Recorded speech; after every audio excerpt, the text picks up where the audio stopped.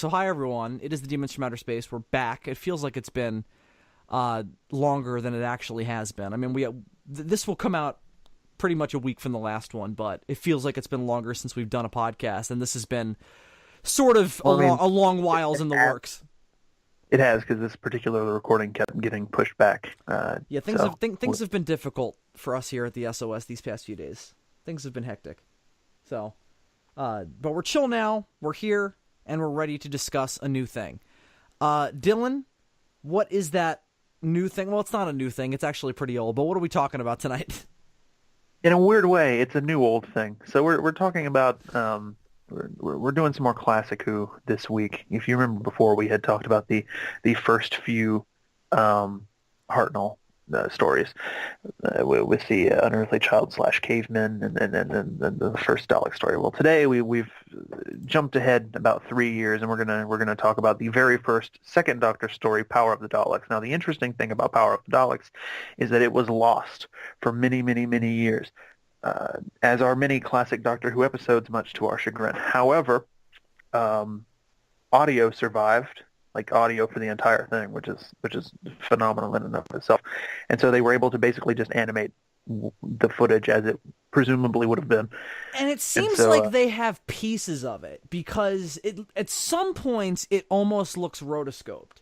And they probably did. Yeah, I've seen similar like recreations of like scenes from like the 10th Planet and stuff. A lot of this stuff we know how it looked. I'd actually love to get the home video release of this, and because I'm sure there's probably some special features on there all about how they did it. Right. So yes, Power of the Daleks. We're back to Daleks again, but it's the first ever Troughton story.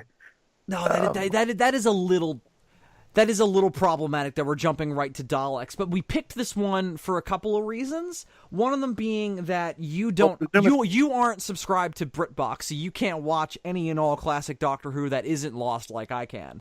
So we have to be a little more specific when we pick stuff, so that way it's something you can find and we can review it.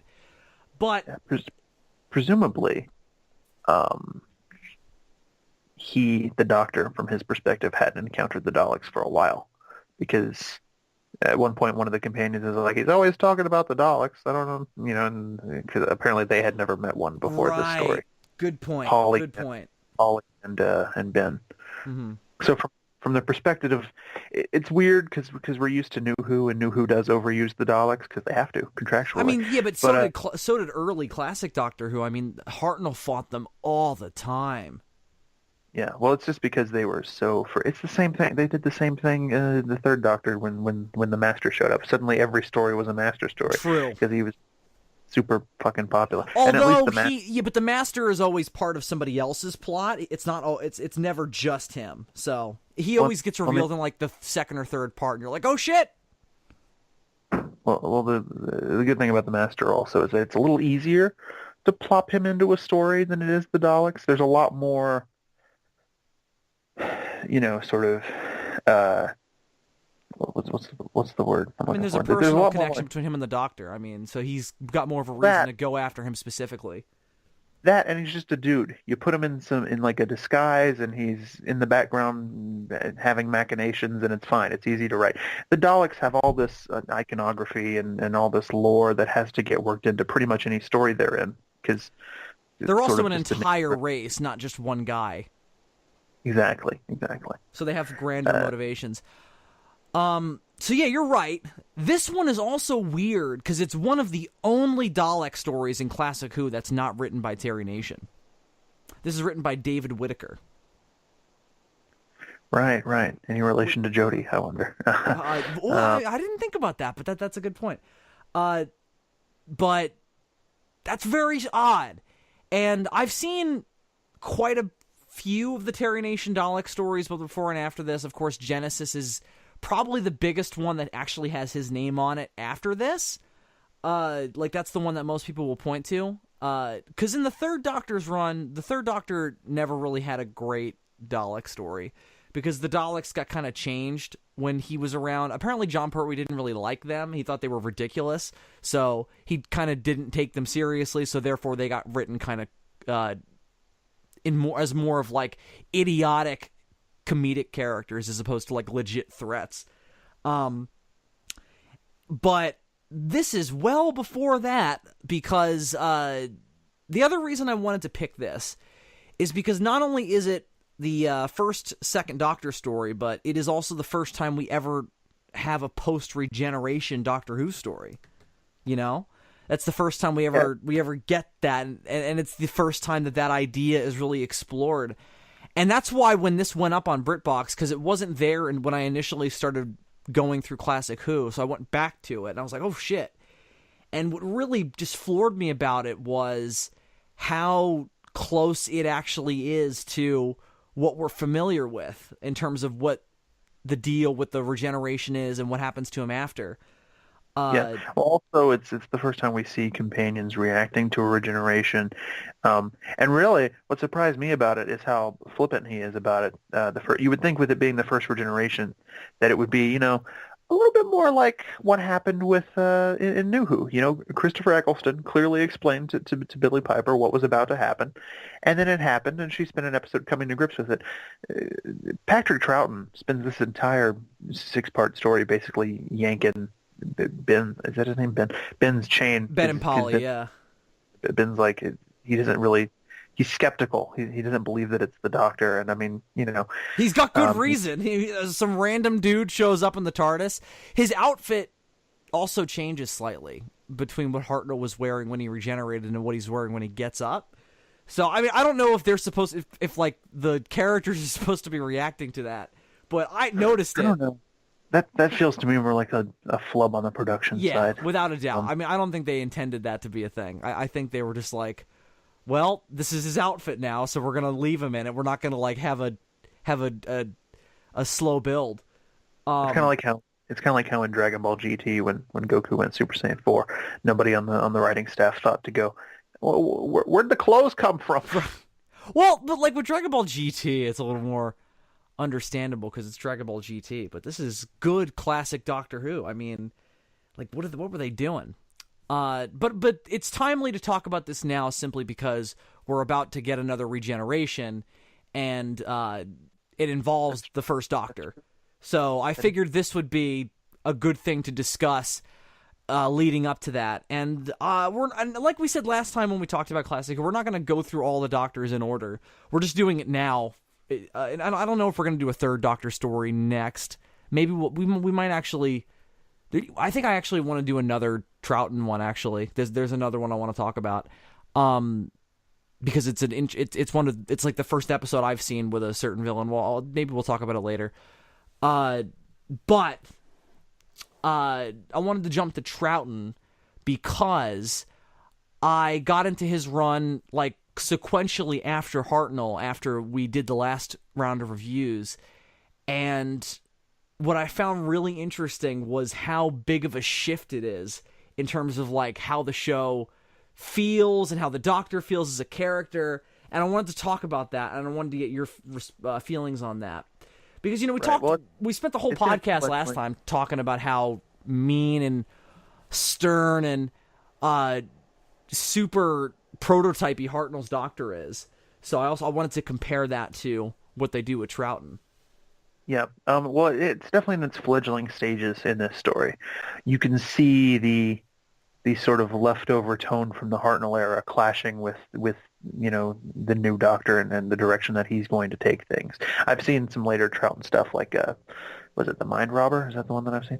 Where it's further in the direction that it would go. Troughton, of course, is famous for being the first Doctor refers to him as a clown at one point. Right. And that's kind of accurate. He has moments. He has moments where he can be stern, but he's usually very playful. He spends a lot of time playing a flute rather than answering questions. Well, it's a recorder.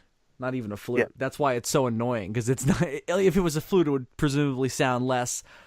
Because a recorder is like super open, so the air passes through it a lot louder, so you can like hear the, like that. That's why I think people are so annoyed by them. But that, and now people have even more reason to be annoyed by recorders, because I don't know about you, but they tried to force that shit on us in like grade school. Definitely. They did for me as well. They tried to make us learn I don't know why that's the kid instrument. Like, wouldn't it be easier to teach us the triangle or something? I also played the recorder was after the triangle for me. I mean, we had a whole music class where they would literally just bring in instruments, and it's like, all right, play this. Yeah. It's weird that we had a music class. I don't know that. Music seems like more of a hobby thing. But yeah, it's odd that we devoted a half hour to that every day when we were in like elementary school.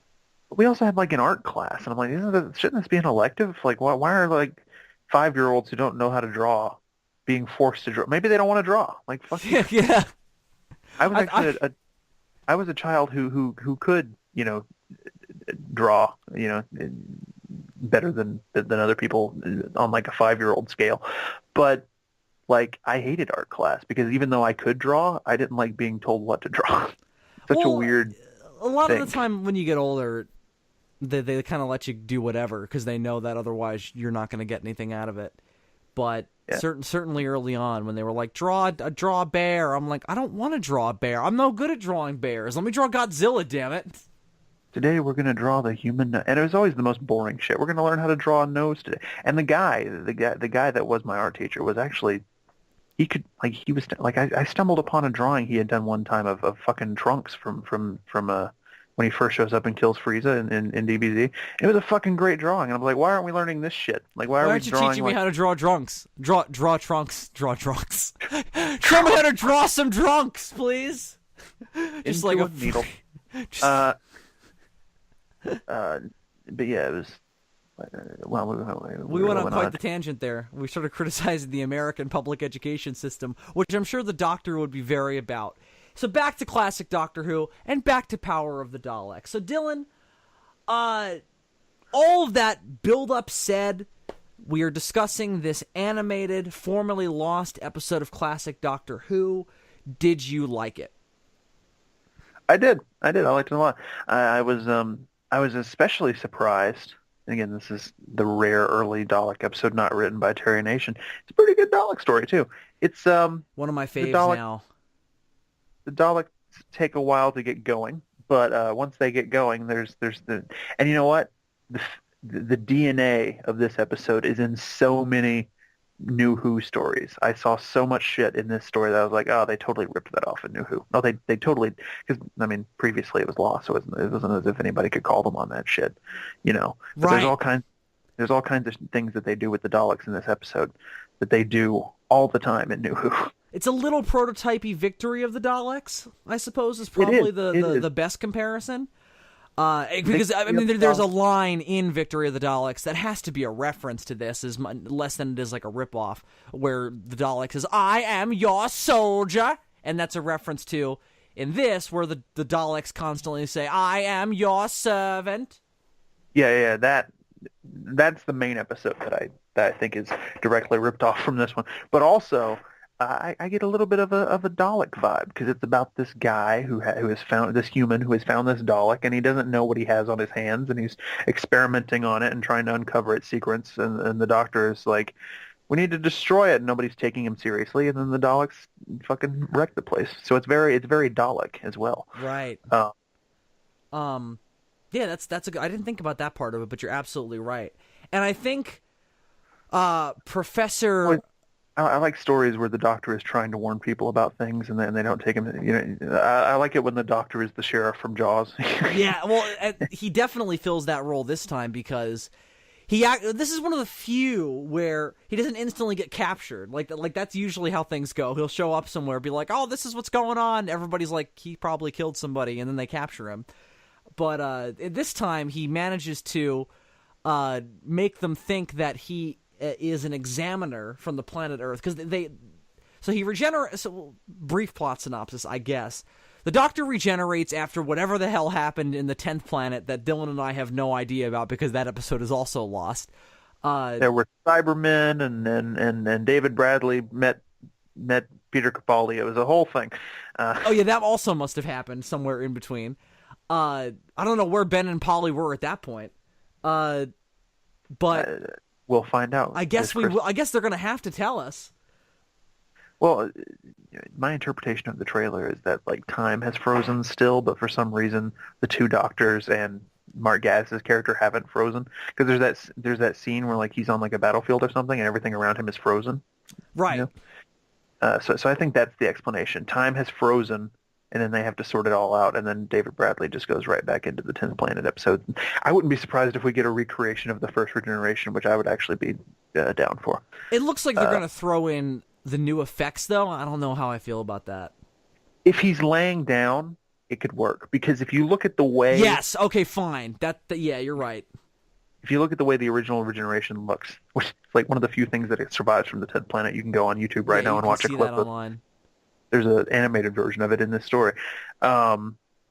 His face like gets engulfed in light, and then when the light subsides, it's Patrick Troughton. So that's not totally inconsistent with the way the regenerations look in New Who. It's when you get into like later regenerations, where, like there's like heads floating around and like weird shit like that. It's like, because all the regenerations in Classic Who We don't different. even see Patrick Troughton regenerate. He just gets kind of thrown off. Well, we see a piece of it, and we don't actually see John Pertwee in that though. We don't see John Pertwee until Spearhead from Space, and we don't even see Patrick Troughton in that. There's a very big disconnect between the end of Troughton's run and the beginning of Pertwee's run. When Tom Baker turns into Peter Davison, that's another weird one. Yeah, well, because it wasn't a traditional regeneration. No, there was this whole subplot about like this being called the Watcher, and like what does he mean, and then like the Watcher. He was a Watu. He was talking to Stan Lee about what Tony Stark was doing. I think that's what the character was called, the Watcher. I don't No, remember. you're right. Yeah, and then he like. But he was not a big-headed baby, so.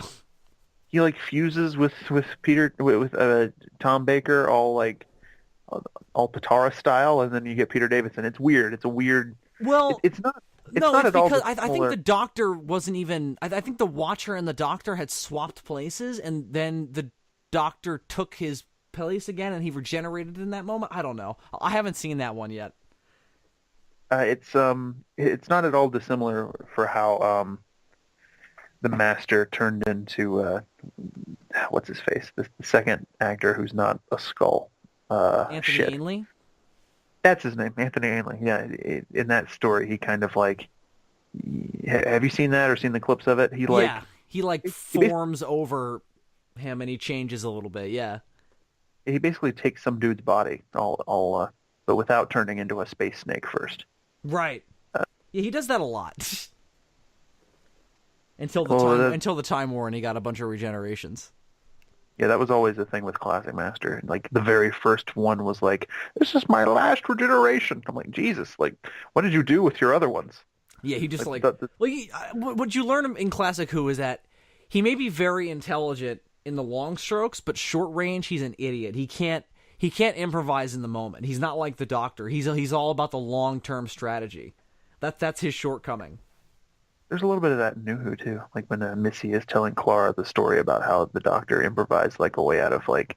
You remember this in the episode where they're on Skaro? She tells a story about how the Doctor like improvised and absorbed the energy from this people's blast to charge his teleporter to get out of a place, and then she basically just used that plan again, and that's how they survived being exterminated at the end of the first part.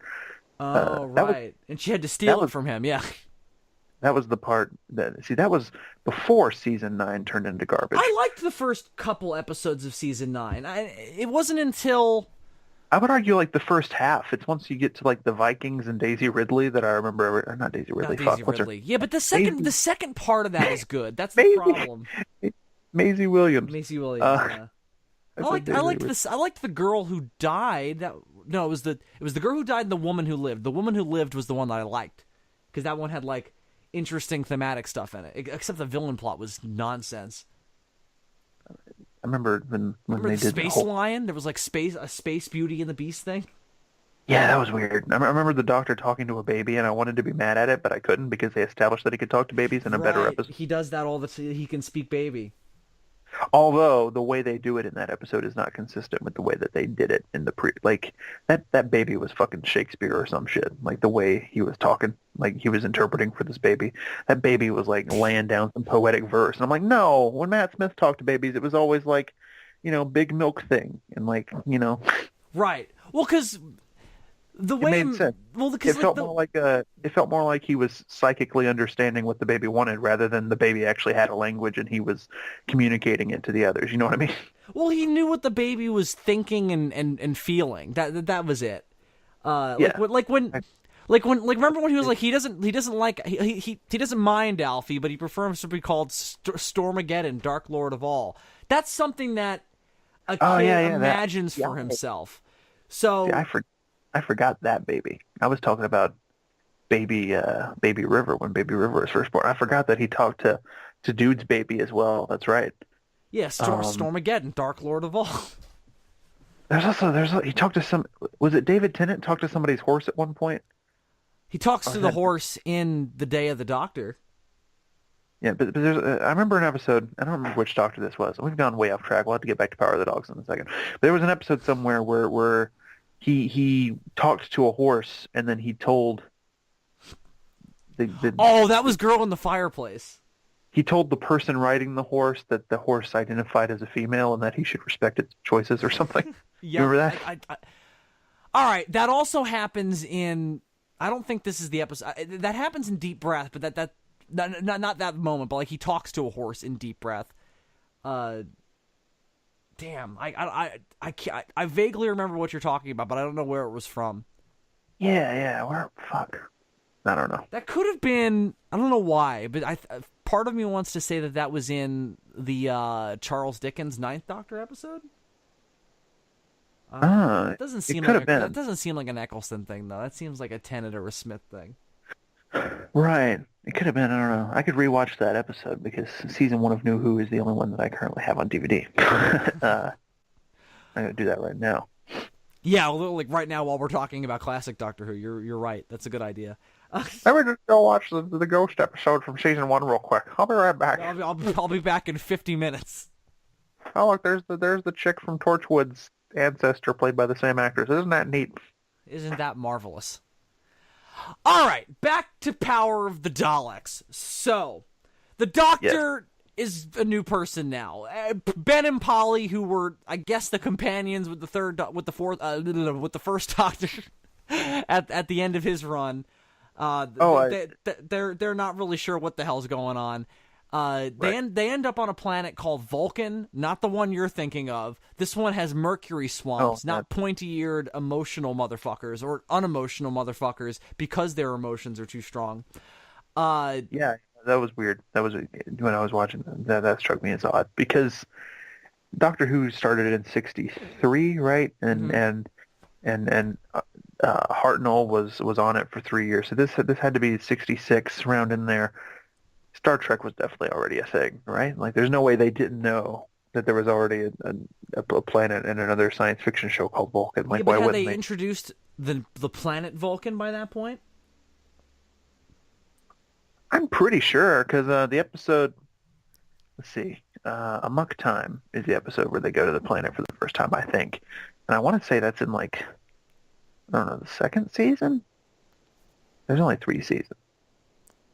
Well, if that's in the second season, then that maybe not had been a thing yet. But I don't know. So whatever, they're not pointy-eared dudes. They're just normal dudes. They seem to be. They're Earth colonists. They're not aliens. Oh, you know what?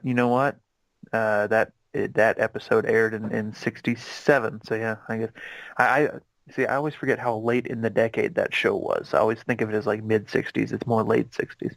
Well, I mean, some people forget that Doctor Who. Everybody always says, "Oh, Doctor Who is British Star Trek." Yeah, Doctor Who came first. Yeah. So Star Trek is American Doctor Who, and and that's also inaccurate. That's just if you want to speak in the broad strokes. The people who made Star Trek might not have even been aware of Doctor Who's existence. Probably not. They probably weren't. Which makes the fact that they both have a planet called Vulcan even stranger. Right. I don't know what... it's a word that sounds alien. It's a type of metal, isn't it? I'm not sure. I mean, it's a thing on Earth. There is something called Vulcan. I don't know what... I'm not exactly sure what it is, but... So they use that name, and it's a planet with mercury swamps on it, and the Doctor starts wandering around, of course, because that's what he does, and he bumps into somebody. Oh, I'm an idiot. I forgot. Vulcan was the Roman name for the Greek god Hephaestus, who was the god of fire and the black. Oh, and he was a blacksmith. Okay, so that's why I was thinking metal. All right. He was the blacksmith of the gods. Yeah. Right. So that's why you'll often see the word Vulcan used in connection to like fire and like metal and stuff, like thematically. And it's also, like as you said, sounds kind of alien, and so that's probably why it's the name of. Well, that's probably why it was used in Star Trek. The fact that they used it in Doctor Who might have been because that planet was like a fucking shithole with mercury swamps. So that's possible. You could imagine it's like a kind of place that Hephaestus would be working. Yeah. So the Doctor shows up there. There's also an emphasis on like metal work in this episode with like the Dalek metal and trying to figure out how to open the capsule. Right. So the Doctor witnesses somebody get murdered, and of course he decides to pick up what was on them and then put it on himself because he's an asshole. And he then gets mistaken as the Earth examiner sent to inspect how the colony is doing by the colonists, and proceeds to go around pretending to be the examiner. And it seems like his first goal is, all right, let me figure out who murdered this dude. And it's only once he starts putting together that, okay, they found a capsule, and this crazy scientist dude named Lesterson wants to open the capsule, and he discovers that there are a group of rebels on this colony who are trying to overthrow the governor, who everybody likes, but seems like he's kind of out of touch with what's going on in the colony. For an episode that predates Genesis of the Daleks by quite a bit, a lot of the political like machinations in this episode reminded me of Genesis of the Daleks. And I really liked all that because it makes it not just... Which again is super interesting considering the fact that it's not the same guy writing. Yeah, it's not Terry Nation. What I really like about all that is that, like you said, it takes the Daleks a while to get going. They're not even introduced until you don't even see them until the end of the first part, and they're not even activated yet.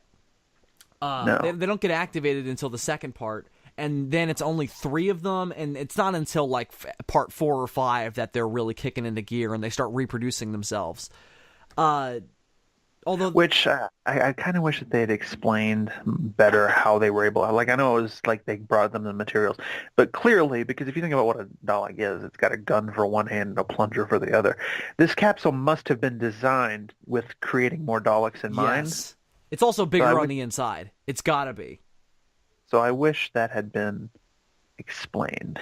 You know, that the capsule is specifically like some sort of like mini Dalek making factory. You know. Yeah. But it's bigger on the inside. Did you notice that? Because it's not that big, and then when you go in, it's got like in like different subsections and an entire cloning. You know, either that's the case, or the Daleks like started converting some of the human settlements floor space. I don't know. I guess, but it seems like it's all in the ship. I mean, that's fine. They had a TARDIS in earlier Classic Who. Hartnell gets chased by them at one point when they have their own TARDIS.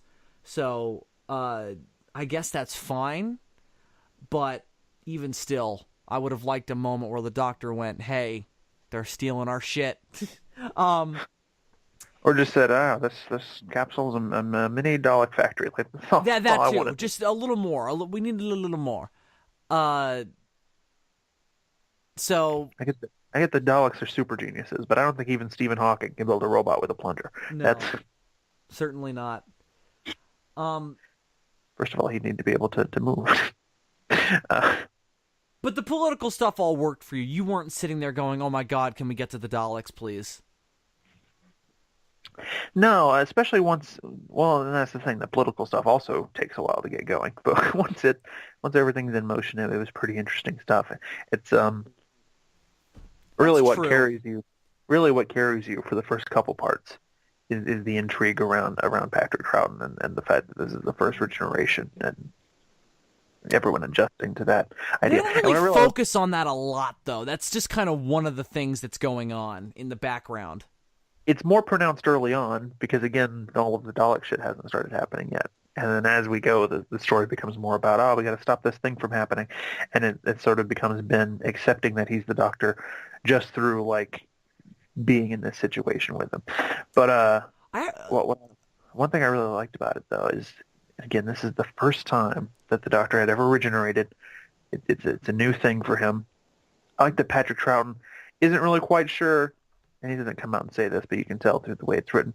He isn't really quite sure if he should still be called the Doctor or not. He refers to the Doctor in the third person. Yes, he acts like he acts like he's a different person a little bit. And I think it goes back, well, it doesn't go back because it predates this, but it reminded me of something Matt Smith said in what episode was it?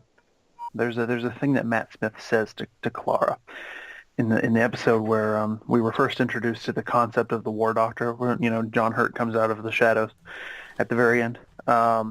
He says to her that the name you use is a choice and blah blah blah, and you make an oath, and you're familiar with that speech. Yes. It seems to me with this first regeneration that the Doctor is deciding whether or not he still wants to go by the name the Doctor. You know, he's deciding if that's still going to be his persona, and I think that's why he refers to the first Doctor in the third person.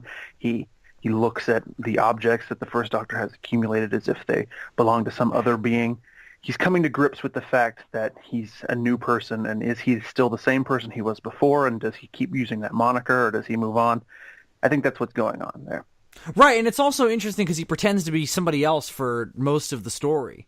So it's not true. like he's not going around calling himself the Doctor, and he's not offering people jelly babies and shit being his usual persona.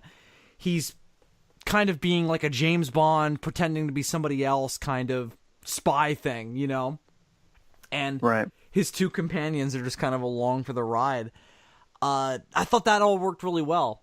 And I guess by the end, he kind of comes to the conclusion that, yeah, I'm the same guy. I mean, he fights the same villains that he always ends up fighting. So by the end of it, I suppose he comes to grip with that. But I really liked that he pulls that piece of Dalek out of the trunk.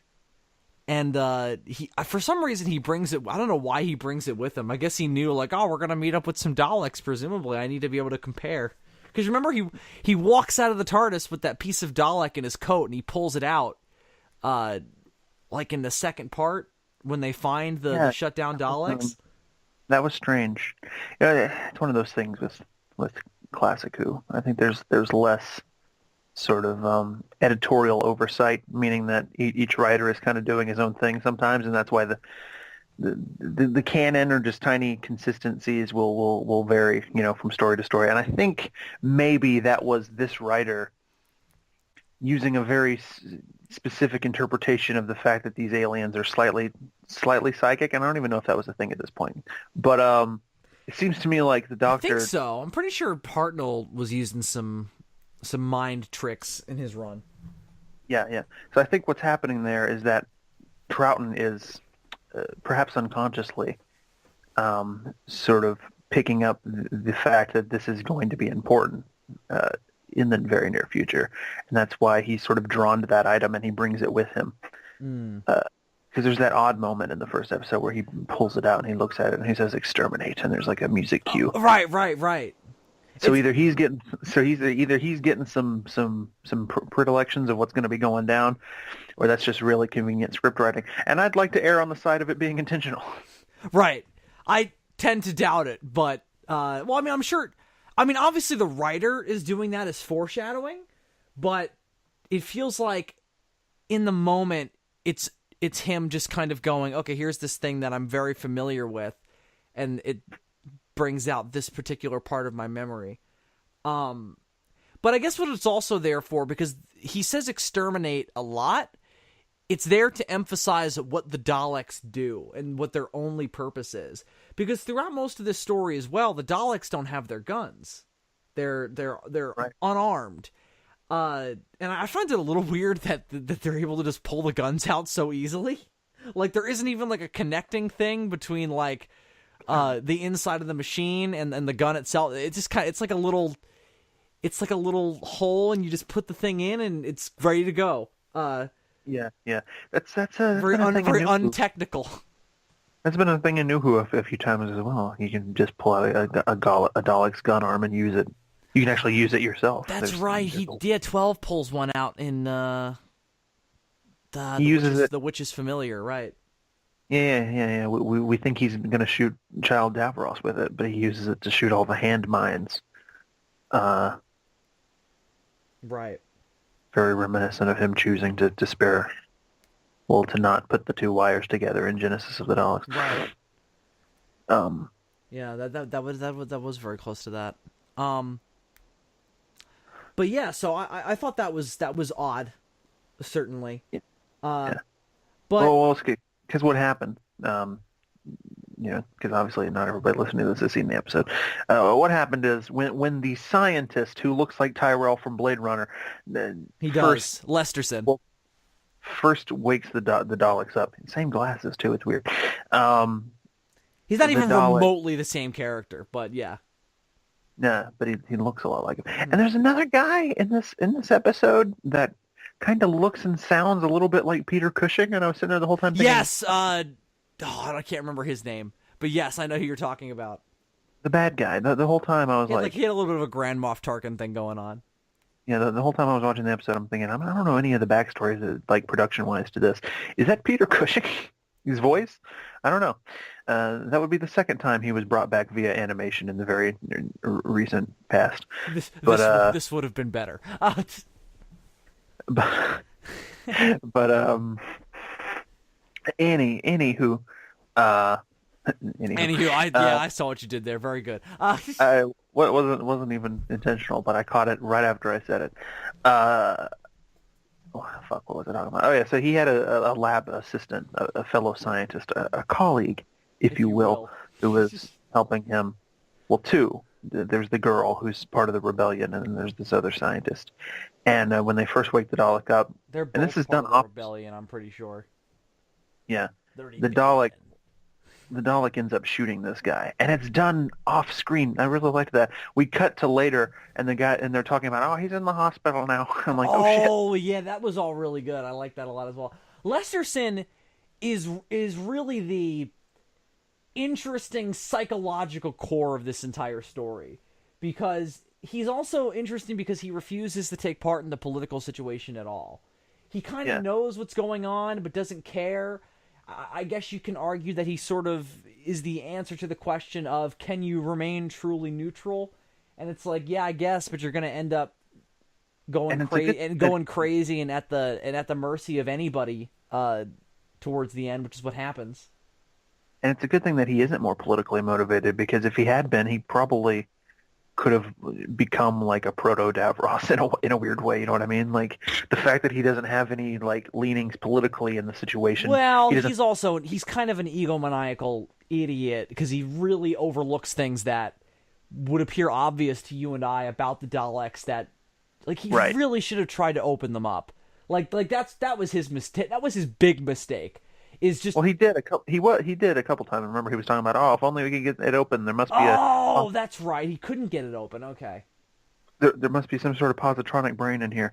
And I was sitting there wondering why he didn't just use the laser thing that he used to open the capsule. But I guess he figured that could have harmed the mechanics inside. So he was he didn't want to destroy it. He was trying to get it open through other means and just was never able to. But anyway, the fact that he doesn't have a political agenda either way kind of helps him as a character, because it allows him to, halfway through the story, realize his mistake and do a complete 180. And then he kind of turns into Vegeta from the Broly movie near the end. Yeah, exactly. Where he's just sitting there like, we can do nothing but marvel at the new masters. And I'm like, no, you should probably try to do something, Tyrell. Right. This is not good. Roy Batty's going to poke your eyes out. You need to... Alien Roy Batty. The Daleks are basically like the worst kind of replicant in a way. I guess. But yeah, I really liked him. He's really interesting, and I think another reason, and I just thought of this. Another reason that capsule must have been designed specifically for the creation of more Daleks is they must have had more actual Dalek creatures on board that they were then just putting into those Daleks suits after they made them. This must have Um, been this capsule must have been some sort of like why not make more at once though? It seems to be taking a while to like they seem to be having to cook. I assumed that they were like kind of starting from scratch. And like, something. you had three ready to go, and then you had a bunch of the materials. Right. But the actual creatures that go inside of the suit, they must have already been on board because we see them just scooping them up with nets and dropping them into the suits, which is kind of funny because in New Who they're like all connected with wires and shit. But Right. Well, in Classic Who, they seem to be more. They look like they're kind of controlling it with their arms and stuff. It doesn't really seem like it's a telepathic thing. right, and the top, well, that and the top of the I meant to say the front of the Dalek suit doesn't really open up the same way it does in New Who. It's always just like you screw open the lid and then you drop something in there. Like that's the way it's portrayed here. Right. I mean, remember, it's also like Lesterson can't get it open, yet the First Doctor and Ian are able to open one up in a prison cell. Yeah, that's true. That's true. And then This is Ian and then Ian can drive it. But this is presumably later in the Daleks timeline, and I would assume that they've made it harder to open I guess. through hindsight. I mean, these Daleks still run on static electricity, but there's clearly been some level of technological development. I mean, they've left the planet Skaro. Right. But my interpretation of it, and again, I wish this was something that was explained. Well, they had left Skaro earlier in their history. I know that. I'm just saying. Obviously, that they've advanced since that first story. So it's not a stretch to say, oh, they could open them then, but they can't open them now. I mean, I'm fine with it. It doesn't really.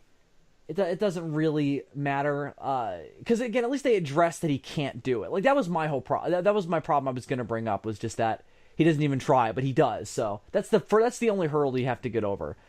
Yeah. So my interpretation was that this capsule must have been some sort of like a colony ship, like not unlike what we saw in the season 10 episode Smile. So you've got a small skeleton crew of Daleks, and you've got a bunch of the Dalek squid creatures like lying in wait, so that those three original Daleks can land on a planet somewhere and then start acquiring the materials to build the other Daleks. You know what I mean? And then it must have just for some reason crashed on Vulcan in the Mercury swamp. Or maybe they were planning to go to Mercury all along because the materials they needed were there, obviously, and then they just crashed into the Mercury swamp. I don't know. I mean, they seem. So all they need from Lesterson though is the ability to control the power. Like that's it. I'm pretty sure. Well, that and the raw materials. Well, because they had all the Dalek machinery on board. So what did they get? Just the stuff to make a power source, or they're very vague about it. They set up the new power source so that they can move about freely. That was where Lesterson really started to look like an idiot. Was when they started demanding things, and they started building things for him, and he was just like, "Oh, this is fine. They're doing good things for us." And they start building stuff behind locked doors. That's when his madness really starts to come out, and you're like, okay, he's just on a power trip now. He thinks that he's done this great thing, but in reality, he's getting taken for a ride. I liked all that a lot. At least, especially at first, they were giving him like good reasons. Like they don't come out and tell him we need raw materials so that we can build more Daleks. They tell him we need raw materials because it's once he figures out they're reproducing that he realizes he's fucked up. The reason they give him is, we need raw materials because this computer that you have sucks, and we can build one that's a lot more accurate. The asteroid projection thing, yeah. Yeah, and he's like, oh, cool. And so he brings them more raw materials. That's a verbatim quote. Oh, that's so lit, yo. Boy, so he brings them the materials, and then they start building more. And he's like, hey, where's that computer thing you said you'd build me? They were like, fuck off, dude. And then he followed. We're still building it, you dumb bitch. Give us time. All right. You cannot rush perfection. It's like a souffle. It must be perfectly timed. The ingredients must be inputted at the proper intervals. I mean, it's funny that we bring up Daleks making souffle, because that was the whole point of that Asylum of the Dalek episode in season 7. I want I want a Dalek cooking show now. I do too. Oh, that'd be great. Because whenever one of them fucked up, they would be exterminated. Yeah. And this is jumping the gun. We might want to bring this up again later, but I just want to bring this up now because it jumps into my head. There is an amazing moment in this that I think really gets to the part of the thematic crux of what this whole thing is about when the bad guy has one of his Dalek servants, when they're still subservient to them, kill somebody, and the Dalek just goes, "Why do human beings kill each other?" And I just thought for a second, I was like, that's a really good fucking point, because the Daleks, they might be this horrible Nazi thing in space that just goes around killing everything, but they don't kill each other. They're not greedy amongst themselves. And I was like, oh my God, that's so interesting.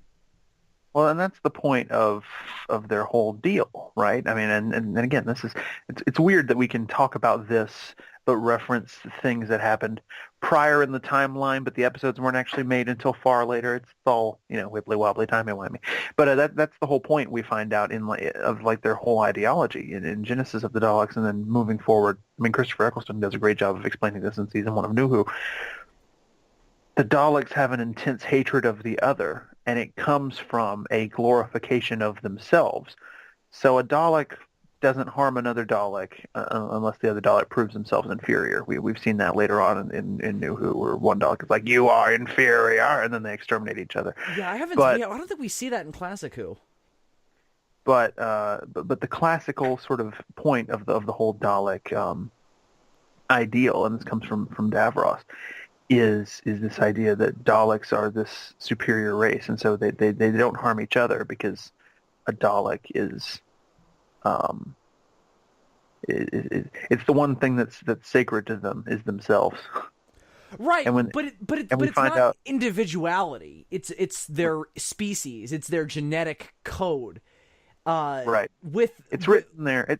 I mean, think about why Davros created the Daleks in the first place. It was originally the ultimate survival tactic. Yeah. Right. It's originally conceived as a way for the Khalids to survive after the nuclear war fucking ruined the planet. And so, yeah, there's a survival instinct that far outstretches anything that even a human has. The Daleks' number one goal is the advancement of the Dalek race.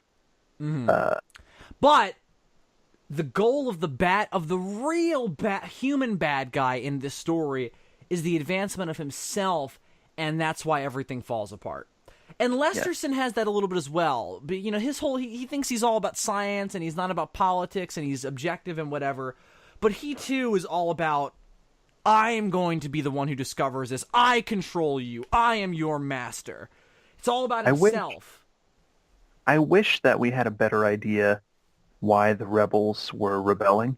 Because the governor is not a dickhead, really. He's just kind of short-sighted. Oh.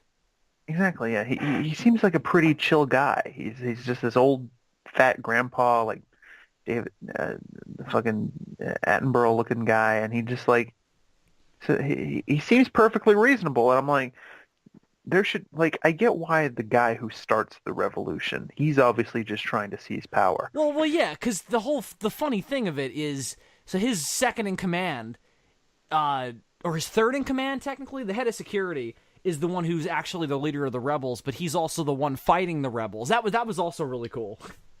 That would have been like if fucking Grand Moff Tarkin and Mon Mothma were the same person. I mean, have you ever seen them in the same room? Grand Moff Tarkin and Mon Mothma? No.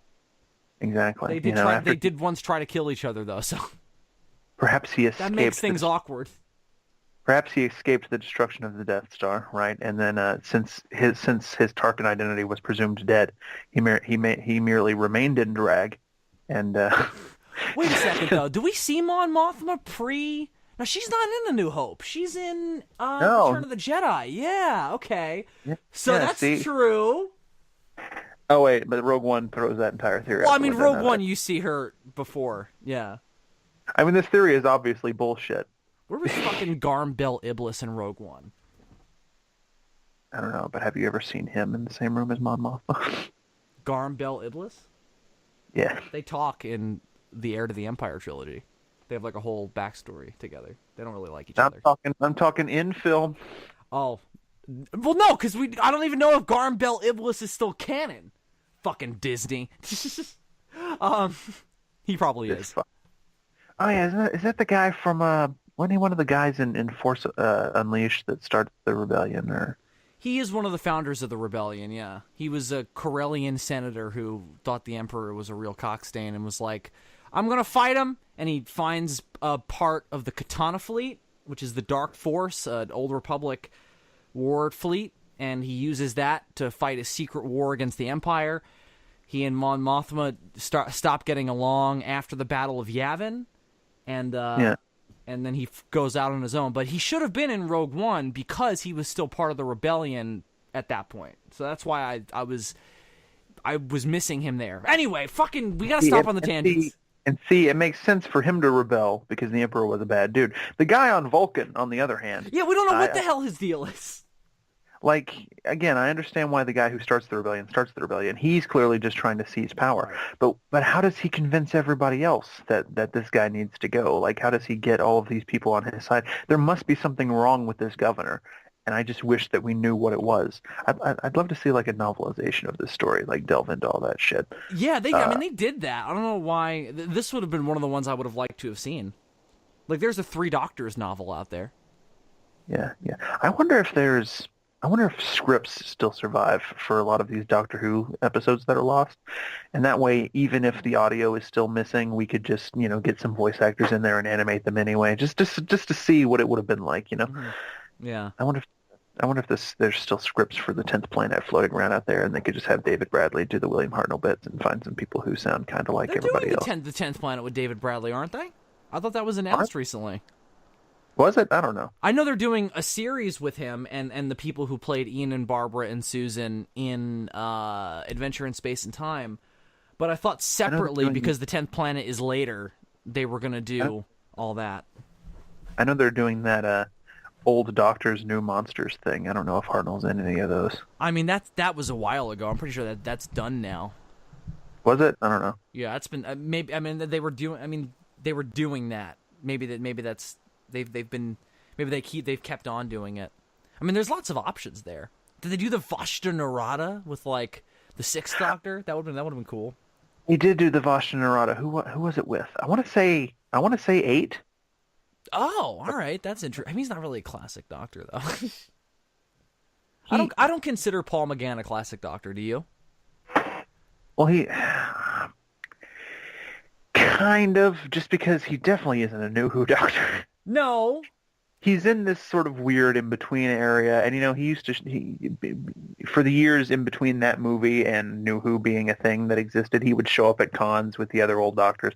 So he kind of got grandfathered in. You always see him hanging out with like McCoy and Davidson and them at like panels and shit, shooting the shit and telling stories. Did you ever see the Five Doctors-ish remake or whatever it was I did. He's in that. But I've watched a lot of like interviews with all of them and like panels that they've been in and shit like that. And then they make a joke in that even he's like always busy, like he's never not acting. He's in everything. I was wrong. The Vashta Narada met the 4th Doctor. Oh God, that's awesome. Not that I don't like 8, I love 8, but the 4th Doctor is my life. So I definitely want to get that one.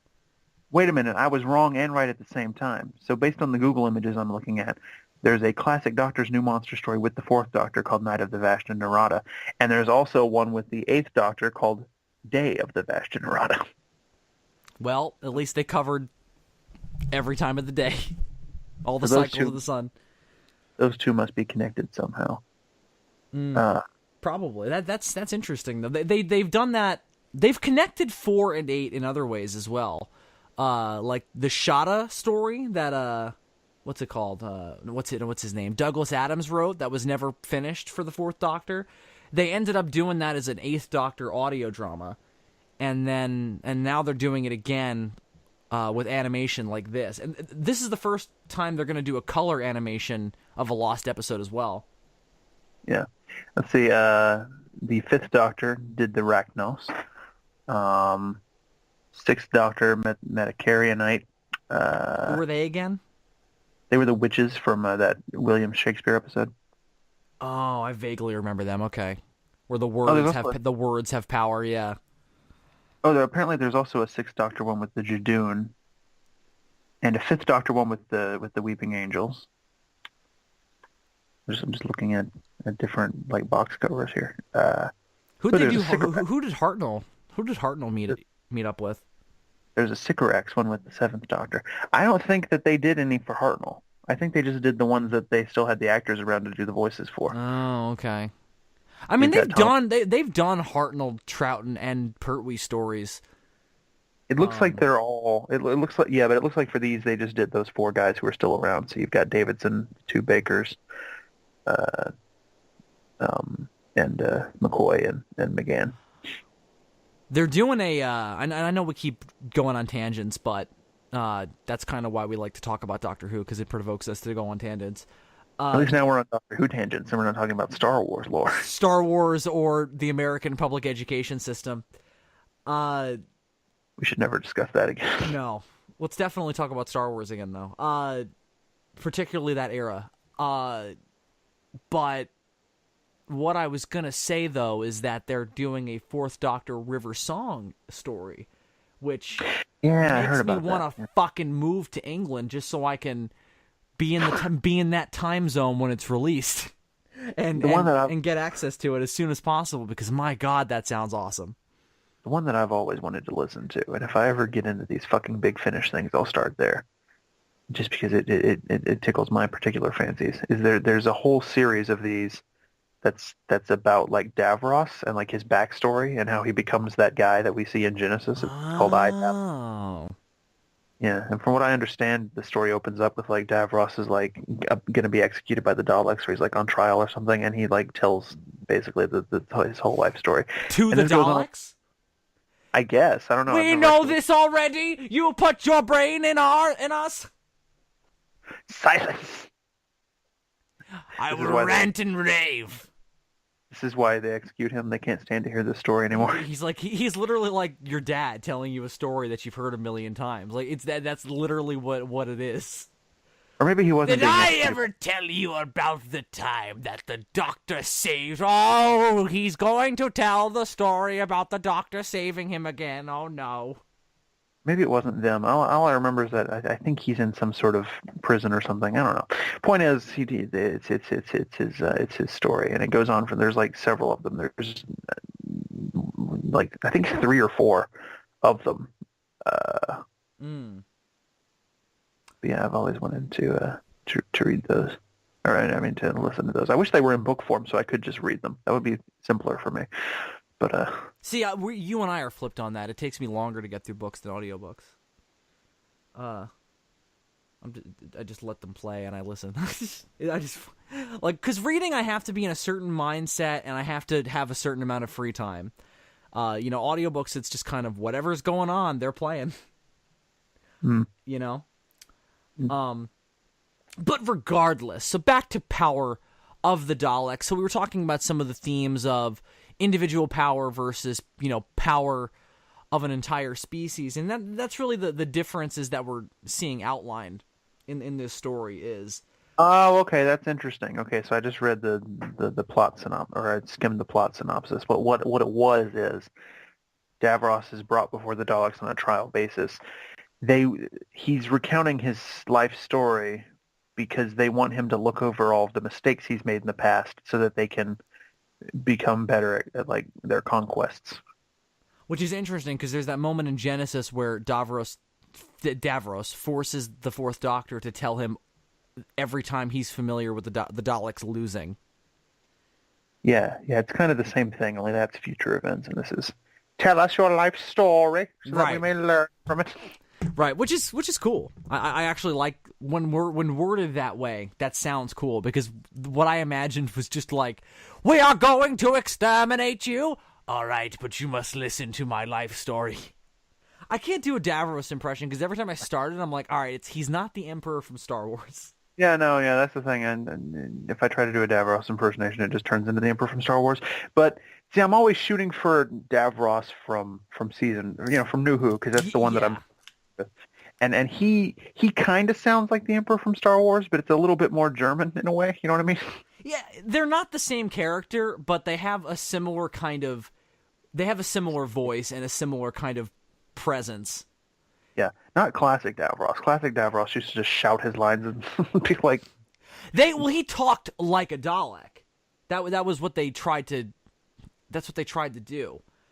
yeah, Especially later in Genesis when he'll just start screaming things. People are like, you won't do this. You won't do this. It's like, all right, please calm down, chill. You don't have to. You do not have to yell. He sounds like a 5-year-old. He does, yeah. I mean, all of the Daleks sound very childlike. I think that's intentional. You will bring Davros his binky. You will warm up my milk. But this is all before that. Well, before that was.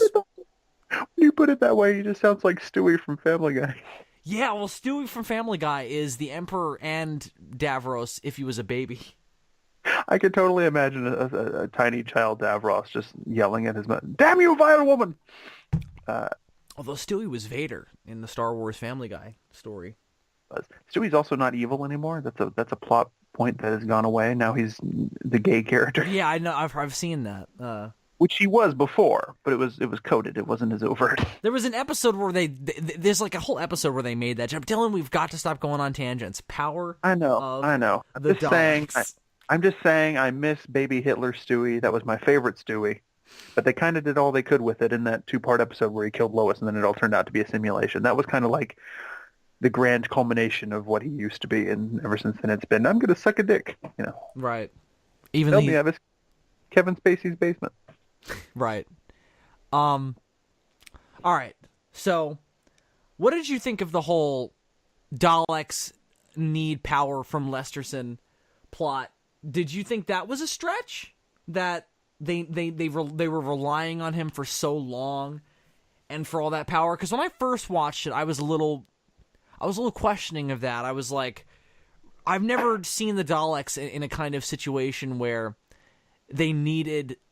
I have, but not for that prolonged of a time. Yeah, that's what I was just wondering, like, why it took them so long to get their shit together.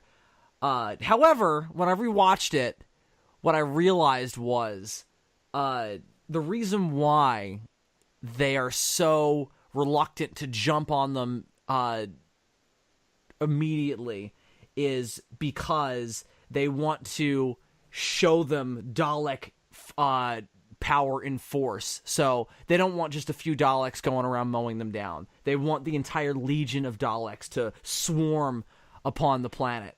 So right, well, I think that they're just kind of lying in wait until the proper moment.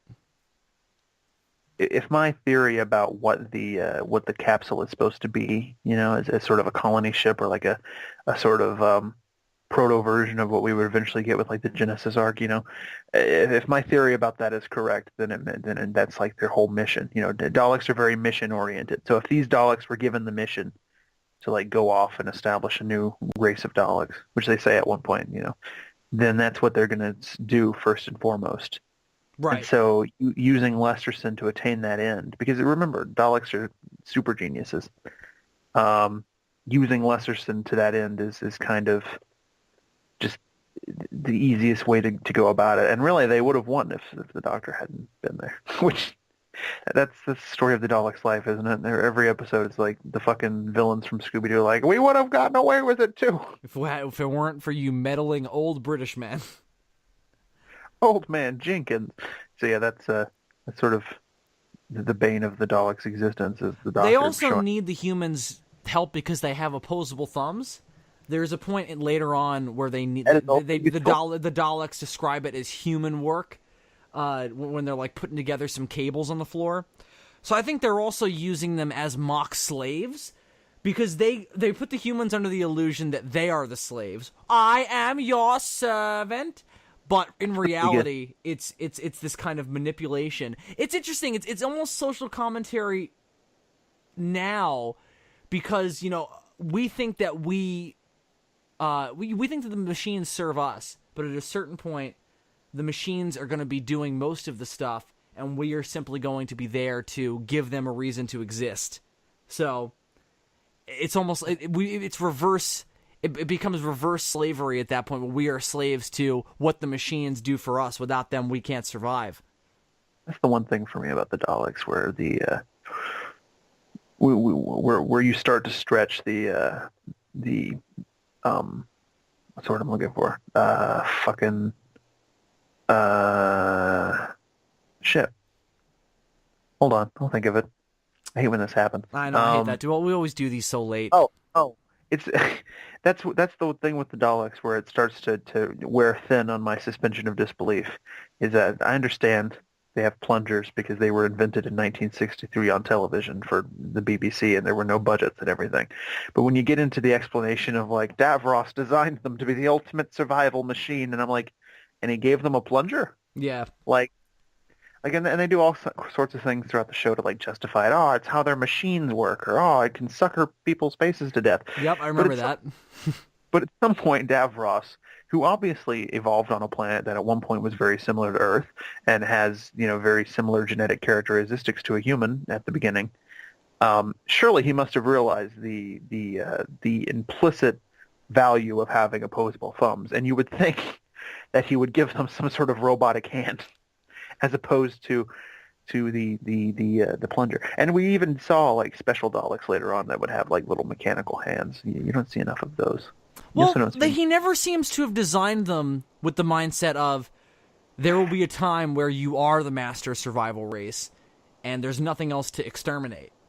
So what do you do? Like that's always been my question. Like, what do the Daleks do when there's nothing left to exterminate? They just sit there and be a Dalek, and there's nothing they could do because they're just a gun and a plunger. Yeah. So that is the ultimate flaw in the Daleks' design. I don't know if they've ever done anything like with that, where it's like the Daleks are deluded into thinking that they've won.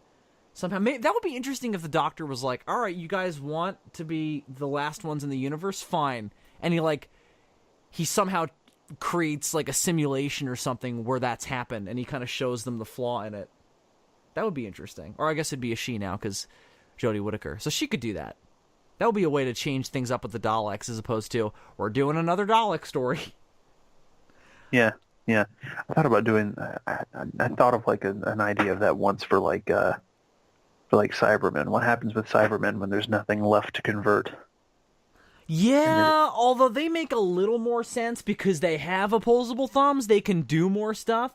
But yeah, you're right. Their sole goal is reproduction. Yeah. As a society, though. Yeah. Like what? At a certain point, what do they do? I mean, I have a similar question with the Borg. What do they do when they've assimilated the entire universe? They just sit around on their cubes and. Well, alien races in science fiction never seem to have day-to-day lives. They always seem to like live in these grand abstractions, Yeah. It's always just like we live by honor and we do this and that. And it's like, well, what do you do in your downtime? What do you do when you're just chilling? Do you hang out with your friends? Do you play video games? Like, what do you do? I mean, after they've converted everyone, do they then start focusing on continually improving their designs so that everybody? That's how I would see the Cybermen, but not the Daleks, because they already are the ultimate form. They think anyway. The Daleks, straight up, if they exterminate the rest of the universe, then they'll just sit there for the rest of eternity and just be really smug about it. But we did a really good job. That's why I feel like doing it with the Cybermen would be more interesting, because it's like, do they then start upgrading themselves to make themselves better? Do they start to run into issues with their own survival because they're now all Cybermen and now they have to like start to take back some of their original human traits in order to survive, and so they start changing in that direction? Like, what would happen if you took a bunch of Cybermen and stranded them on a planet with like nothing there to convert, and so they had to like just sort of form a colony and try to survive? What sort of like society would take shape? What would happen from that? Would they eventually override their programming and become something entirely new, or would they just be so locked into their routine that they would die because they wouldn't be able to focus on anything else? Because I feel like survival is probably the number one priority, and then like creating more Cybermen is number two. So when the second one isn't available, then obviously they have to focus on the first one. Mm-hmm. Yeah. I mean, the thing about the Cybermen is that they always seem to be on the brink of extinction, so it doesn't seem like that'll ever be a problem. Every time the Cybermen come up in Classic Who, it's always, they're supposed to be extinct. Yeah, same thing with Daleks and New Who, though. Yeah, yeah. Well, Every time, that's every time inconsistent though, but then it's like in season 8 we're at war with them. Like, yeah. Well, it seems how like, do you go to war with the Daleks? That doesn't seem so much like a war as like running away and occasionally you fire back. I mean, that's pretty much what it seemed like it was going on. I think they sort of go through periods. Well, well, that's in the far future, though. So human technology has advanced to the point where we could put up a little bit more of a fight than the fucking guys from season 1, you know. But I mean, it doesn't seem so. It seems like their lasers do nothing. but because the Daleks aren't doing the whole like Borg thing either, where they like continue to like evolve and outsmart our weaponry. They just seem like pretty like we're already the best. Let's just go out there and kill all the other people. You know, they seem rather complacent in that way. I don't think I don't think their technology advances as quickly. How many seasons did it take them to be like, what if we hit an eye stalk in people's foreheads? Oh yeah, that was. I always forget that they did that. Where it was like, all right, you're a human Dalek now. What? Because I don't even know if they could advance on their own. That's why they need Davros later on. Because one thing that Daleks do not have, this is a huge weakness. They don't have any like sort of creativity. They don't have That was imagination. Yeah. that was the whole purpose of the cult of Skaro. There were these 4 Daleks that were sort of gifted with the ability to think outside the box, Mm-hmm.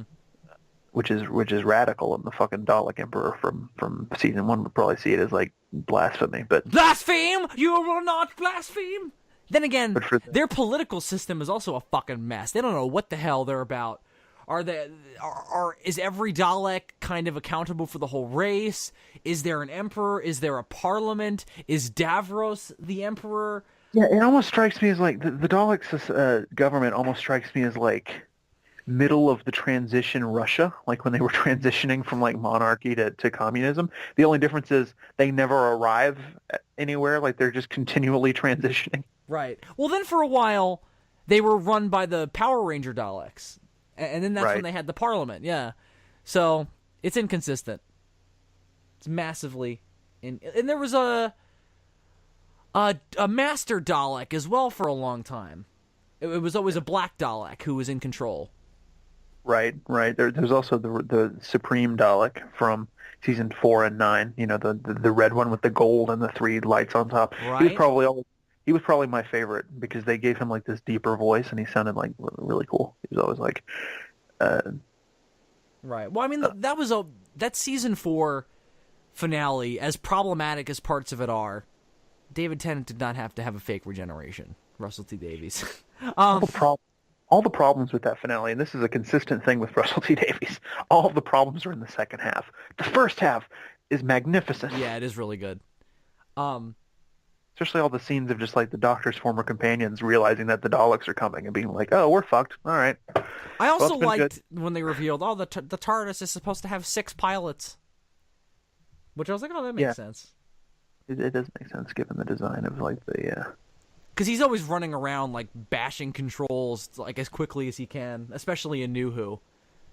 Yeah. Peter, always Peter Capaldi's not, but David Tennant and Matt Smith always were. Peter Capaldi kind of waddles around his TARDIS. I guess there are too many.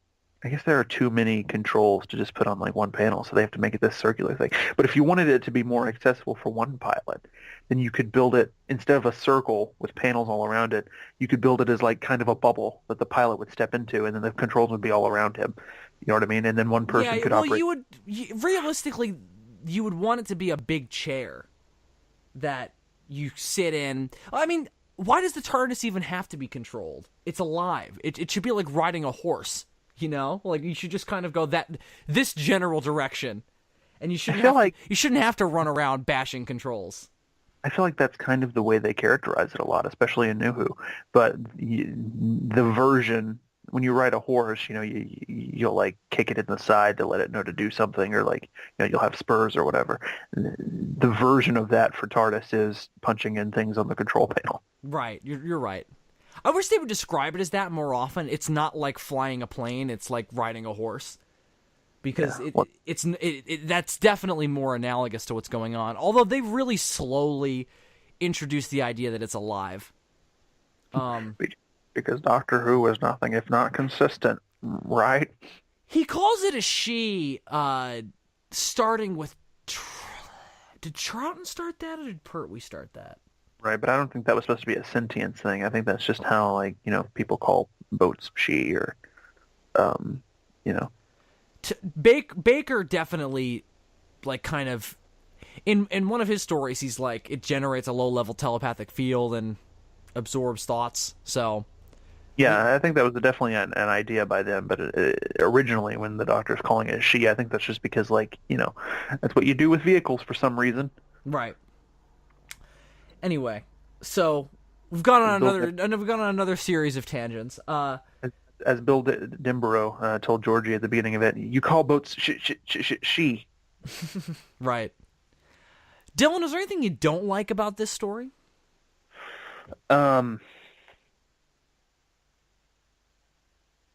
Because I don't really think, for me, there's anything that leaps out. This isn't a problem with the story. It's a problem with the air. I don't really like Ben that much. Maybe this probably isn't the best place to jump on with him. I was going to ask you how you felt about them. This is probably not the best place to jump on with him because he's in the middle of like this questioning period about, is this even the Doctor? I don't understand. So yeah, I don't know. I'd probably have to see some more material with him. Remember, though, this is also the point in Doctor Who where he wasn't so much taking companions as kidnapping people. So that's true. I actually like him. What always impresses me about the classic companions in particular is most of them are usually pretty sharp-witted in terms of like their dialogue and what they say to each other. So I thought there was some really good banter between him and Polly. But he doesn't really do anything. That was my issue. Neither of them really do anything. Polly gets kidnapped after a while, and I guess that's something, but even then she gets kidnapped. She doesn't do anything. They don't really, like, for instance, in Genesis of the Daleks, Sarah Jane gets separated from the Doctor and Harry for a long time. And she has to engineer her own escape attempt and everything, and she rallies a bunch of prisoners together who hate each other. I feel like, and this is a problem with the writer, because this wasn't even a problem in like those first couple Hartnett stories that we watched. But sometimes, depending on who's writing, the companion will be just an observer who doesn't really get to do much. And that's the problem.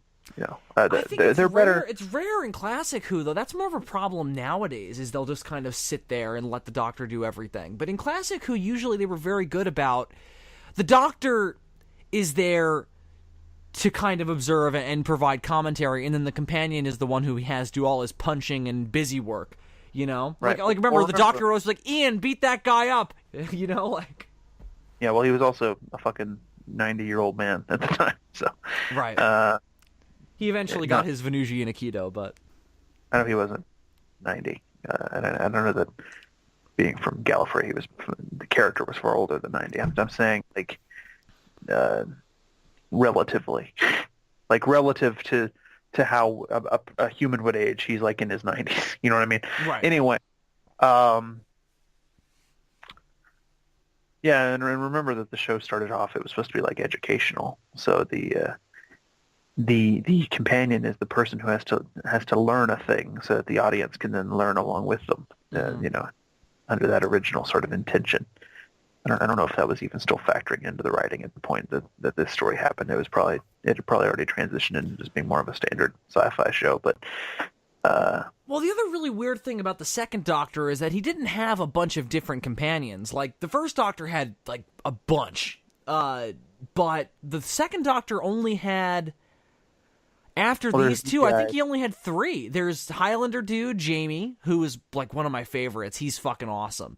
He's also one of the few characters who is from history. He's from I don't remember which era of Scotland it is, but it's at a time where they were still fighting the Redcoats. Yeah. He showed back up in I think it was the 5 Doctors, and he was really good in that. Oh, cool. But he's like the second Doctor's right-hand man. So I think that Ben and Polly feel super... that they're not going to be there for very long. No, you know yeah. that the doctor is going to get rid of them and move on to somebody else. So they feel a little superfluous in this story in particular. I've seen nothing else with them because it's all lost. Well, They've got nothing on BritBox aside from this. other than Sarah Jane, that's kind of how it usually goes, right? I mean, like Sarah Jane was with the Third Doctor for a long time, and then she was with the Fourth Doctor for a while. No, But she was only with the usually, Third Doctor for one season. okay. Oh, I had that backwards. So she was with the Third Doctor for a little while, then she was with the Fourth Doctor for a long time. Yeah.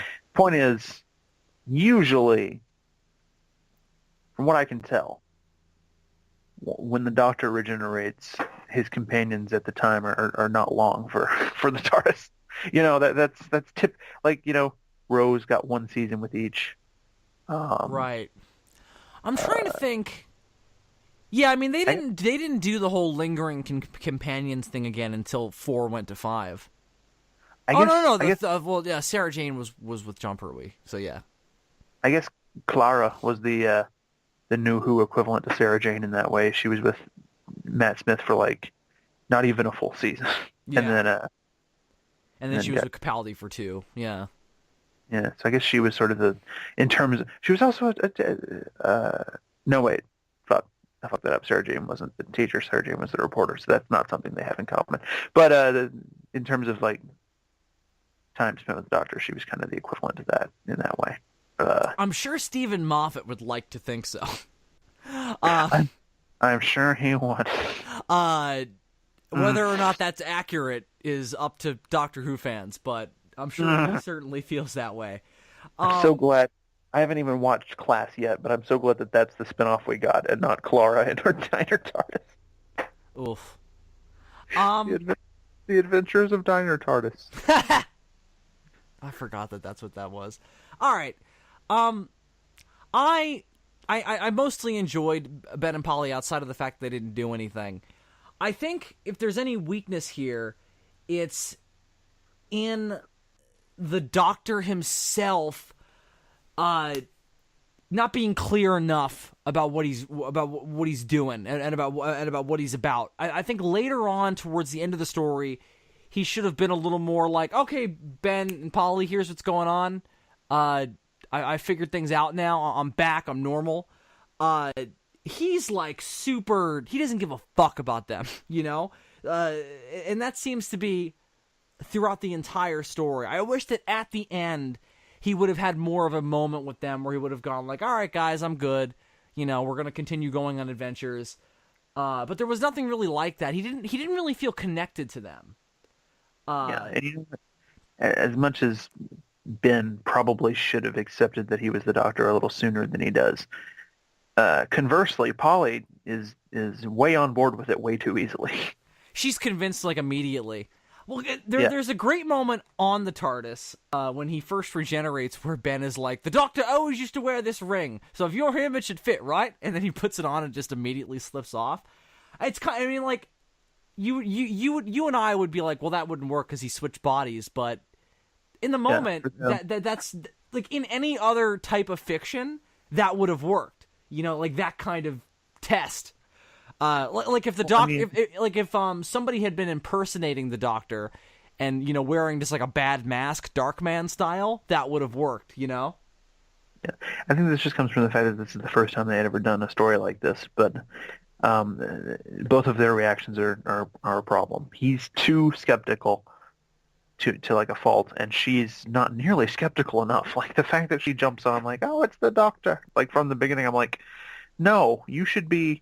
Like no, because there wasn't. And he needs to be clearer about what's going on with him, or he should have come out at some point and talked about it, because there's just no indication of why he's just like a brick wall to them. Because again, I haven't seen the 10th Planet because it's lost, but I didn't get the feeling that there was a moment like Christopher Eccleston had with Billy Piper where he was like, I'm gonna change. I'm going to be a little skinny guy with pointy hair. It didn't happen, So we know that at one point he mentioned that, oh, this old body of mine is wearing a bit thin. Like they heard him mention that, but no, at no point does he go, I'm about to change bodies. Everybody chill. It'll be fine. And at no point in the story does he at any point try to comfort them like that, you know? He just kind of assumes that they're going to pick up on it eventually. Yeah.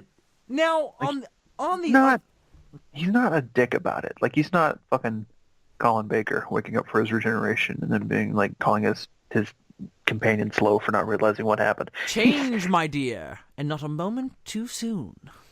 He's just sort of I think I used the word before, but he's just sort of flippant about the whole thing. I think it's supposed to immediately establish the difference between him and Hartnell, and that he's much more sort of playful and doesn't give a fuck, you know. Right.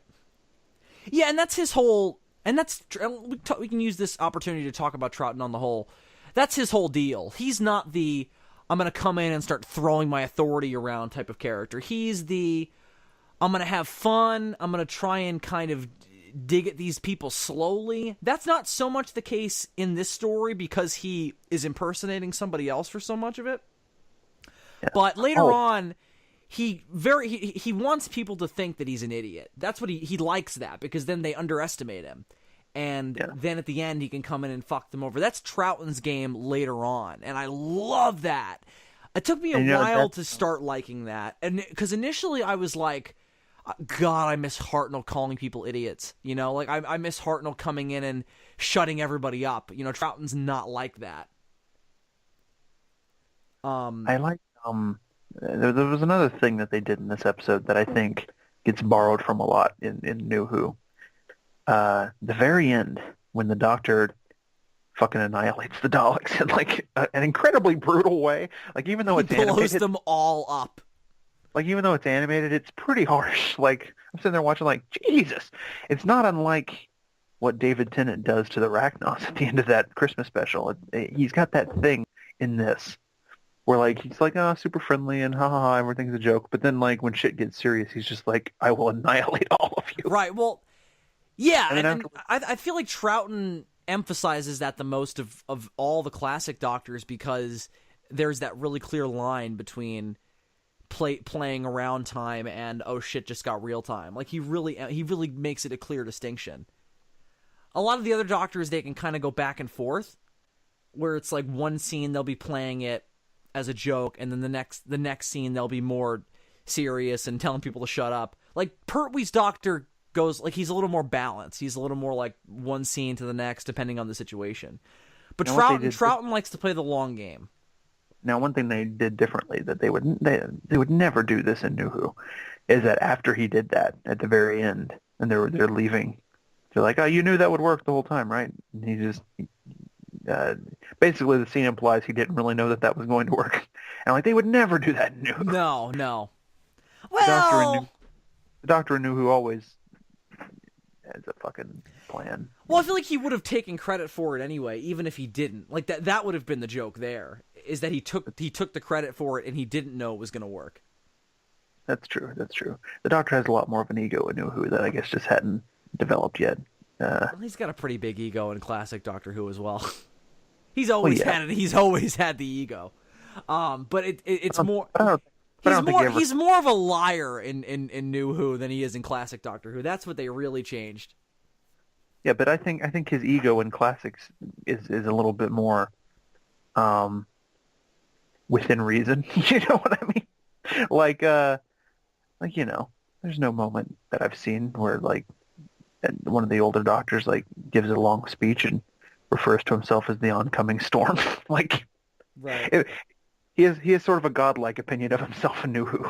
In Old Who, it was more, I'm like a cocky guy who's really good at getting out of tough situations. Like it was more. Well, that's subdued. Then you and I are getting into part of the reason why I kind of prefer classic Doctor Who now, because there isn't that kind of like, you know, hyperbolic impression of the Doctor that they just keep dragging out and out, you know? Like in classic Doctor Who, people look at him as a godlike entity because he's bouncing around time and space like it's nothing, but in reality he is just a dude who has this incredible advantage over people. Well, and I don't even think the problem is the idea of him having this sort of godlike opinion of himself. I think it totally makes sense that he would develop that after a while, considering all the shit that he's done over the however many seasons there have been at this point. it's more the fact that they don't execute it well in New Who often. It's kind of a Well, problem with they the keep trying to like, make him, like, bring it up and make him like kind of deal with it, but then they just kind of go, oh, it's fine. He doesn't really think of himself that way. He knows he's just a guy. They just kind of sweep it under the rug, He's never really had to come to grips with it. And he's never, and they've done many episodes where it's like, oh, the doctor's done and he's going to pay finally. This is going to be the thing that's going to stop him in his tracks, and it never does. And it's not even like a constant opinion of himself either. Like it seems like most of the time he's just like a dude, he's just like telling jokes and having fun with his companions and, running around on adventures. It's when shit gets serious.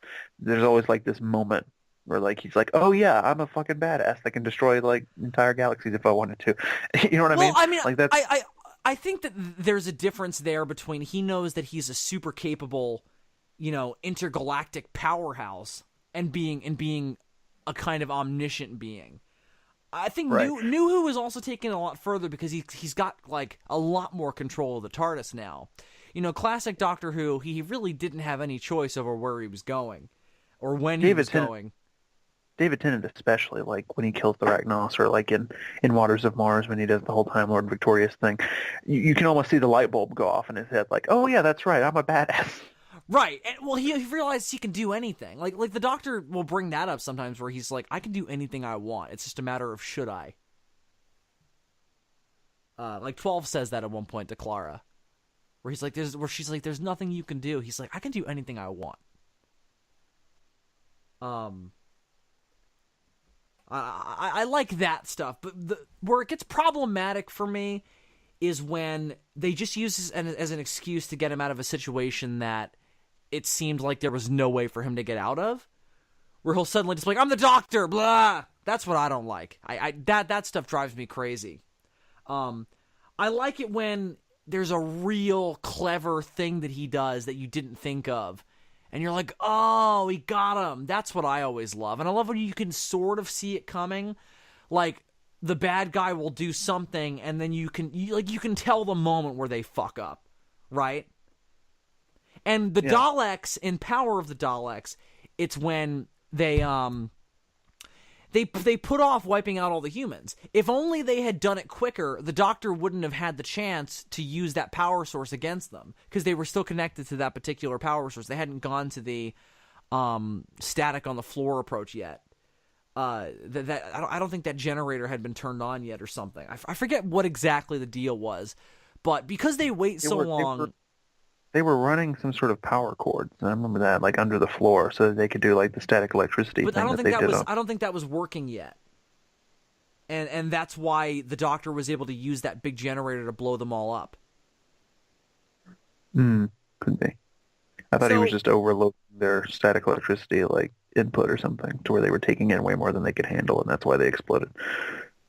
They put off switching over though. Like they end up remaining subservient to the people longer than they because at one point one of the Daleks is like, all right, we're gonna start wiping them out now, and then another Dalek is like, no, not yet, let's wait and let's use the people a little more. So that's the moment where you're like, all right, you guys just fucked up, the Doctor's gonna stop you. So I just like being able to track that. That's my only point. But is there anything else you didn't like about this one? How did you feel about the lady who was sort of manipulating Lesterson? I thought she was a really great, like, kind of... She's one of those villains that you don't really see as a villain, but it's really, like, disturbing how manipulative she can get in terms of, like, what kind of... Like, she's also power-hungry, but she's that kind of character where she needs to use other people to get her power, and for that reason she ends up kind of shooting herself in the foot, because she's all about herself, but she's relying on all these other people, so it doesn't really work out for her. So I liked her a lot, and she was one of those characters where you're like, I don't know if we could get this now, where she's this really manipulative, independent female villain, whereas now she would be rubbing that in every character's face, like just like how fucking like she'd be rubbing the fact that she is super independent and able to look after herself and able to get her own power on her own. But in this, she just kind of is that. There's no need to, you know. I wonder if that comes from the fact that this is in the far future, so perhaps there's not as much like need to be like, isn't it cool that I'm a woman and I can do things? Right. In Yeah. the future, it's not really an issue anymore. Right. But there's quite a bit of that in classic Doctor Who overall. Classic Doctor Who doesn't really have the whole really set gender roles thing by and large, and when they do, they usually bring it up and play with it a little bit. So I always liked that about Classic Who. Everybody is a character. There are no archetypes, you know. Everybody has, or the archetypes that are there are fleshed out and they're kind of flipped on their heads a little bit. Like Lesterson is the archetypical mad scientist, but there's a lot going on with him because he's a mad scientist who his creation is rediscovering the Daleks. So that's what makes him interesting, you know? Right. Yeah, I thought I liked her for the same reasons you're saying. She's almost sort of reminiscent of like a Lady Macbeth. I don't know if you ever read Macbeth, but yeah, that's true. Yeah, she's got that powerful kind of woman behind the man who's sort of more powerful than more powerful and ambitious than the man, but sort of locked into that gender role. What's interesting is that Lesterson is also kind of Lady Macbeth in that at the end of the story he like regrets everything that he did and like goes kind of crazy, but so they're both actually kind of bad now that I think of it. But yeah, I thought that was interesting. Again, all the political shit behind the scenes in this colony. I wish there was a better explanation for why they're revolting, but other than that, it's pretty solid. I really liked the scene where the governor came back and the bad guy had finally.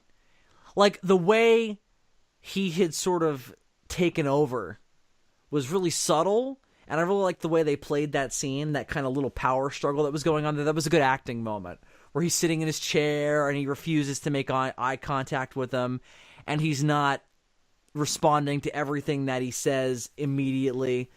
It's this kind of, like, aloof sort of casualness that sort of shows, I don't see you as an authority figure anymore. I really liked that scene. Just all the acting in this was really good. And it's cool that came out as well as it did because this is animated and we don't get to see the actual actors performing these roles. We just get to hear their voices. Right. And I wonder how much of this was like, there was some footage still there that we were able to look at, and how much of it was, well, Patrick Troughton would always do this thing in certain scenes, so let's put, you know what I mean? That's why I said I'd like to see like the special features of how they did this. Yeah, because I'm sure some of it has to be guesswork. You know, I mean, obviously, otherwise it wouldn't be lost. Yeah. Again, I don't know if there's old scripts still available so that they could be like, oh, in this scene, so and so was supposed to do such and such, you know, or how much of it is like just interpreting what they were hearing in the audio, you know, or like production stills, or I don't know. I'd love to know what was available to them in doing this reconstruction. I don't know. Like I said, I think they definitely rotoscoped some of it. Like there's a moment early on where the Doctor is like stretching out his mouth and smacking his lips together, and I feel like they must have rotoscoped that because I don't know how they would have known that's what's going on, you know. I guess unless they had the script, I guess they must have had access to the script. I would think maybe they do. I don't know. Again, I don't know. I'd love to find out. What did you think of the animation overall? I thought it was pretty good. It took a little while to get used to. I'm not gonna lie. It does, doesn't it? Because it was very. Like, I kept waiting for Archer to show up and be like, danger zone! It is like very Archer. But it's a little more Flash animation-y than Archer is. Yeah, it's lower budgeted than Archer. Yeah. I think the frame rate is the issue. Like, sometimes they move very naturally and smoothly, and then when they walk, it's like this super like awkward, clunky kind of motion. Yeah, you know what? There's something about Archer though that's very similar to that. There are moments in Archer where they'll move in a way that just doesn't look quite natural. It's simply something about that animation style. I think because they're trying so hard to draw them as if they were real people, you get into that like uncanny valley effect. Yes. You know? I think it's more noticeable with this though because, especially for me, I've seen a lot of Troughton's run, so I can totally see what this would have looked like in live action in my head, given all the other stuff that I've seen. But occasionally it really takes me out when it's like when Troughton bends over and it's like this super awkward, like, you know? Or when the Daleks are exploding at the end and you think, wow, would it have been this spectacular in the live action at the time with their budget? Right. I think they did a good job of that, though. Like, the Dalek laser effect is exactly the same as it would have been at the time. They don't make it the New Who thing, which they could have done. Right. They also didn't. They did the regeneration the same as well. They didn't like make that look like New Who either. There's none of that, and I thought that was a nice touch as well. Even the laser that comes out of Lesterson's big hose gun thing, it looks like something that would have been done at the time, rather than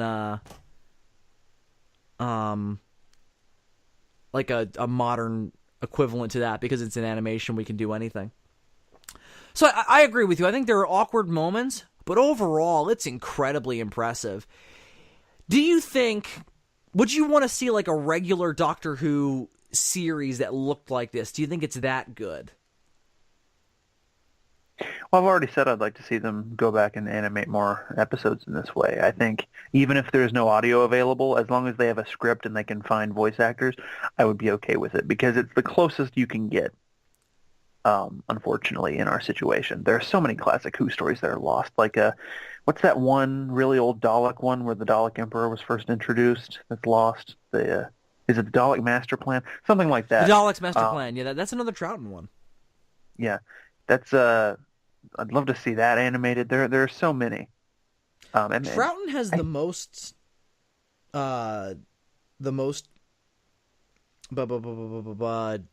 lost stories, I think. Yeah, and you'd think it would be Hartnell.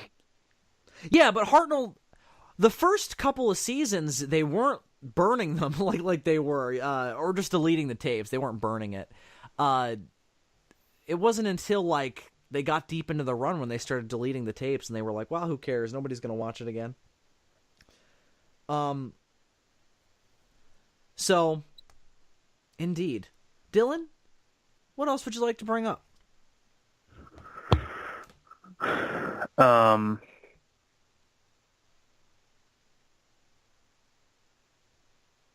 Did you like this better than the first Dalek story? Ooh. I think it's quite a bit better, actually. And I mean, yes. That's so iconic. It's kind of weird to say that, but I will say that has pacing problems, and this does not at all. And here's why. I mentioned this when we reviewed that, I think, and it was also kind of an issue with the Caveman one too. Sometimes it felt like they were making shit up episode to episode to like pad it out. I never had that with this. No, this feels like a really well thought out narrative. This was much more naturally planned and paced because there are so many redundancies in the plot of the original. Like, and then the Thals come in, and then they go back to the Thals, and then they're captured by the Daleks again, and then they're doing this, and then they're in the elevator shaft. It's like, it's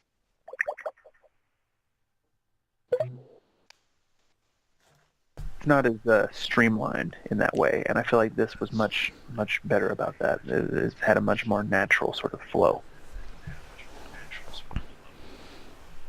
Without a doubt. I completely agree with you on that front. There's just more going on in this as well. Like, that first Dalek story is a really slow build. Yeah, that's weird. The first Dalek story is more padded out and feels longer, but the story is so much simpler, and that's why they have to pad it out. Right. In this, there's a lot more plot going on, and but it feels so much more natural. And just... Absolutely.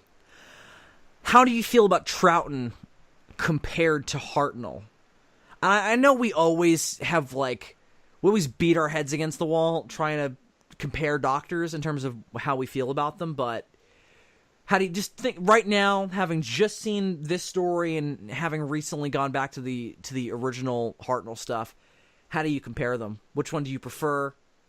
What are the aspects of them that you like? Because I feel like, for me, after going back to the three doctors in particular, you really get a good sense of the first three doctors are three different aspects of the Doctor's personality that Baker then amalgamated into one, and then each other Doctor kind of cherry picks from in their different runs. You know, like Colin Baker then kind of mixes the first and second Doctor by doing a colorful, clownish asshole. And then, Sylvester McCoy starts his run out as kind of a Troughton clone. But then he kind of gets Pertwee-ish a little bit, doesn't he? Oh, he goes like super like Machiavellian and shit. Like he's like a master like chess player who's always thinking like 10 steps ahead of everybody else. Right. By the end of his run, but he starts out much more sort of clownish, sort of very Troughton-esque. Yeah, I mean, Paul McGann as well. He's a little First Doctor-y, at least in his outfit. For me, what I really like about Troughton, having come off of Hartnell, is that Troughton is kind of more intimidating to me because he doesn't feel the need to wear his authority on his sleeve. You know what I mean? He just kind of he keeps it buried until it's absolutely necessary to draw out. He almost feels more self-confident than Hartnell does. Hartnell almost feels like insecure about his own. I mean, I know that that's not the case. Like almost insecure about his authority because he's constantly rubbing into people's faces. But Troughton's not like that. Troughton knows what he's about. I almost instinctively tend to favor Troughton a little more, just because my favorite classic Doctors are 3 and 4, and he's closer to that than what Hartnell was. But it's tricky because upon our most recent revisit of Hartnell, when we did those past reviews, I ended up liking him more than I had even the first few times that I had seen those episodes. So it's tricky, but I'll say that I probably like Troughton a little more because he has everything that the First Doctor had. He still has within him, but he's also has that sort of playful side that we've come to love in all of the more recent Doctors. His just feels more like a real take that's consistent, whereas Hartnell feels like he's almost like finding himself while the Doctor is, you know? Whereas Troughton feels more like a real, like I know what I'm doing with this character coming off of what Hartnell was doing.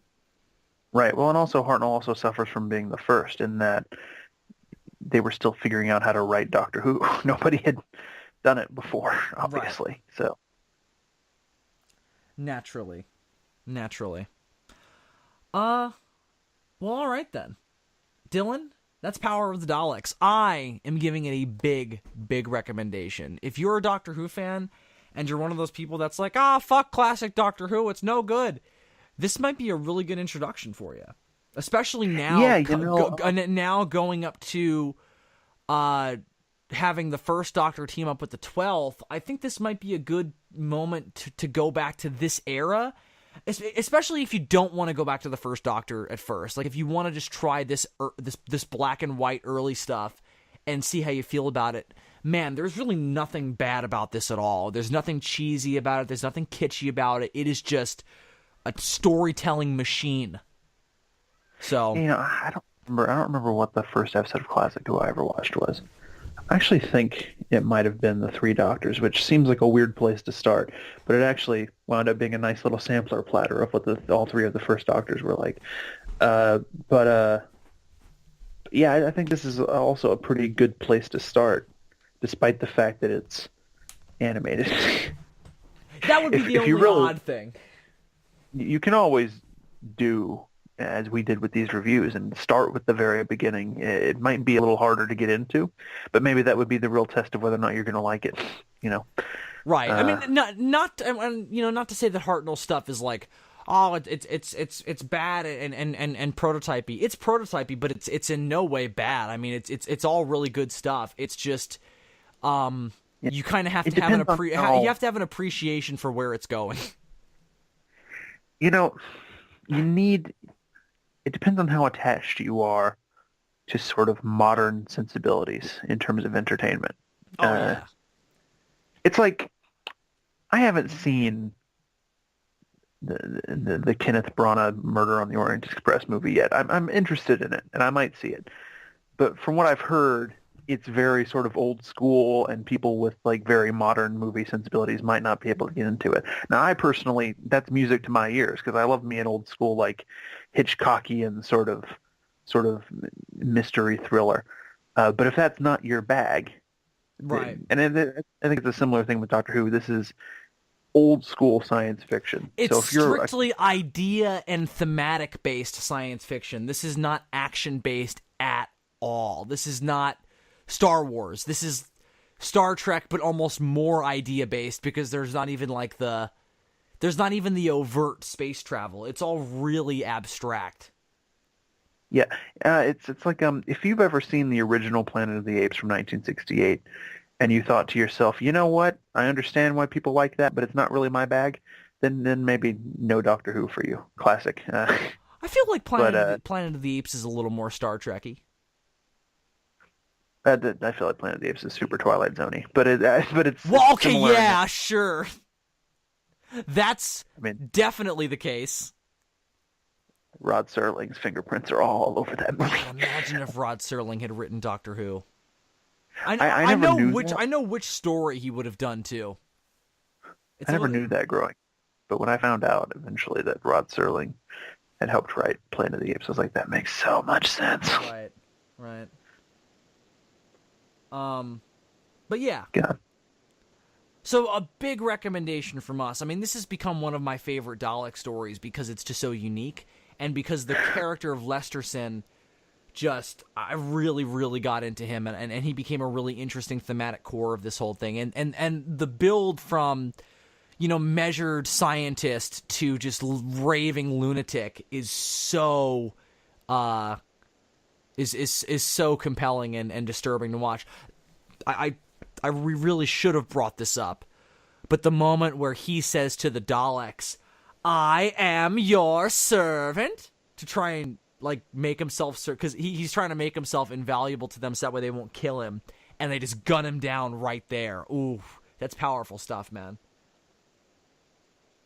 I like that a lot. So, like Dylan and I are saying, man, if you like idea-based science fiction and maybe you're looking to get into classic Doctor Who, I think this is a good place to start. But we've gone on for 2 hours now, so I think that we should definitely start to wrap this up. Dylan, we actually don't have a specific thing planned for next time. So I think we'll leave them with a little bit of some guesswork to go on for next time, but we'll definitely be reviewing something again since we just did a science-based week.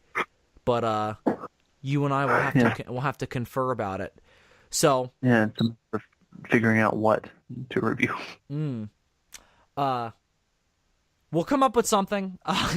Not to worry. I'm trying to think of some ideas that we could. I've got some. What? I've got a potential idea as well, but I'd rather not throw it out on recording. No, yeah. If you got an idea, we'll talk about it because I picked this. So if you got an idea for something, I'm more than happy to hear it. So, Yeah. until whatever the hell that is. Yeah, it's got to be something that we can both watch quickly, though, because this recording date got pushed back, so we don't really have that long. We don't have as much time as we usually do, yeah. So we can't read anything or watch anything too lengthy. Oh. All right. We'll figure it out. So until we figure it out, I am Bill Worcester, a.k.a. Zazubar. And I'm Super DM64. And We are your podcasters.